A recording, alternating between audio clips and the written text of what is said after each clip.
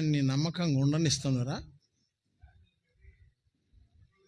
ప్రియమైన సోదరి సోదరుడా, రక్షించబడ్డానంటావు, పాపక్షమాపణ నాదంటావు, రక్తముతో కడగబడ్డానంటావు, జీవితంలో మార్పు లేదే. ఎట్లా నువ్వు దేవుని బిడ్డవు? ఏ విధంగా నువ్వు దేవుని బిడ్డవు? దేవుని మందిరము జీవము గల దేవుని మందిరం అన్న సంగతి నీకు తెలియదా అని? ప్రతి విషయం చూస్తున్నాడన్న సంగతి నీకు తెలియదా?